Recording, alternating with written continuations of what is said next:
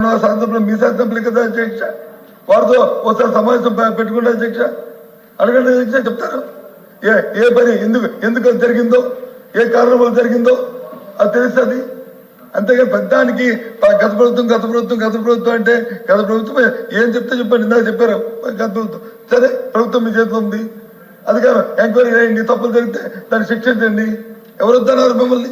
మేము అడ్డుపెట్టిన ఆగితే ఎందుకంటే ప్రభుత్వం మీది కాబట్టి. కానీ దయచేసి నేను సూటిగా మంత్రి గారిని అడుగుతున్నాను, గొర్రెల మండలంలో మా అధికారులు వచ్చి ఒకరని చెప్పారు. ముఖ్యమంత్రి గారు రాష్ట్రంలో సమీక్షా సమావేశం జరిగినప్పుడు మీ అధికారులు మీరు కూడా ఆ సమావేశం ఉన్నారు. ఎండమండు అని ఆయన చెప్పారు. ఆ మర్నాడు ఉప ముఖ్యమంత్రి గారు వచ్చారు, ఆయన 10 మందిని చెప్పారు. అక్కడ సమావేశం జరిగిన తర్వాత ఇప్పుడు మీరు సభాముఖంగా నలుగురని చెప్తున్నారు. చూడండి అధ్యక్ష, వాస్తవంగా చనిపోయిన వాళ్ళు 202 మంది హాస్పిటల్కి వెళ్తే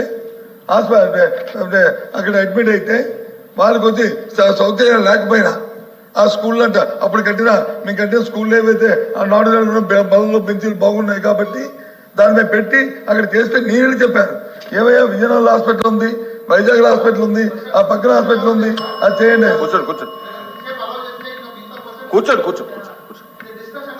కూర్చోండి, మీరు డిస్కషన్ పెడితే నాకు అభ్యంతరలే. ఇది నా కాన్ఫిడెన్స్ అని చెప్పి మాట్లాడుతున్నాను. దయచేసి గౌరవ సభ్యులు కూడా తెలుసుకోవాలి.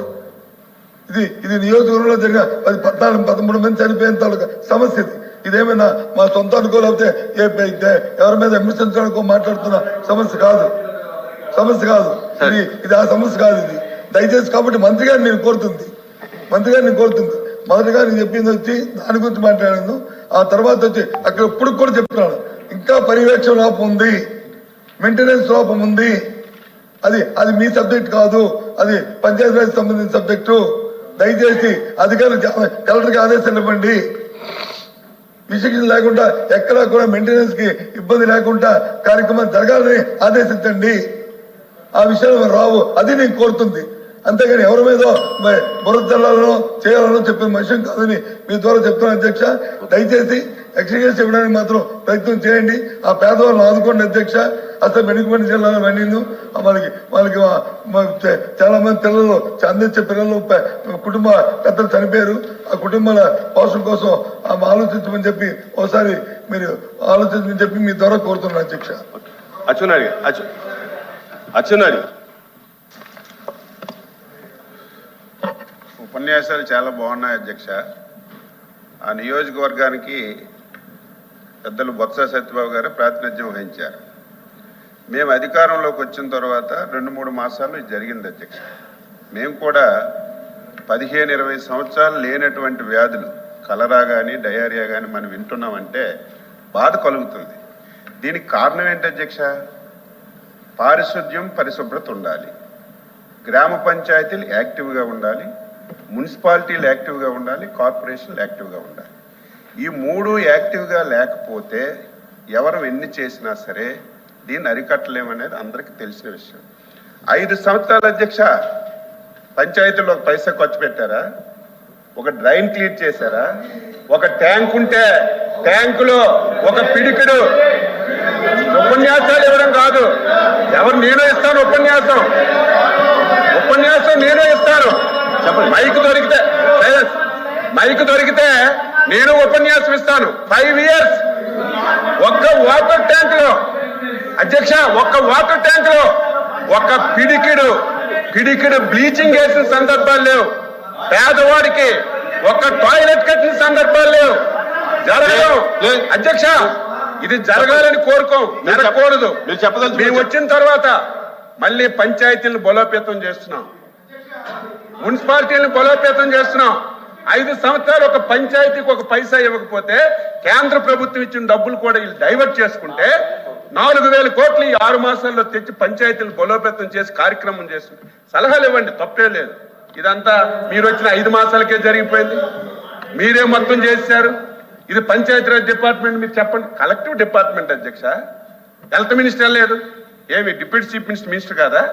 మా హోమ్ మినిస్టర్ కాదా? మేమేమి రివ్యూ చేయలేదా? మీరు పెద్దలుగా ఉండి ఆ నియోజకవర్గానికి ఇన్ని సంవత్సరాలు ప్రాతినిధ్యం వహించి ఇది జరిగినప్పుడు నా వల్ల కూడా జరిగిందని ఒప్పుకోవాలి. ఎందుకు ఒప్పుకోవాలి?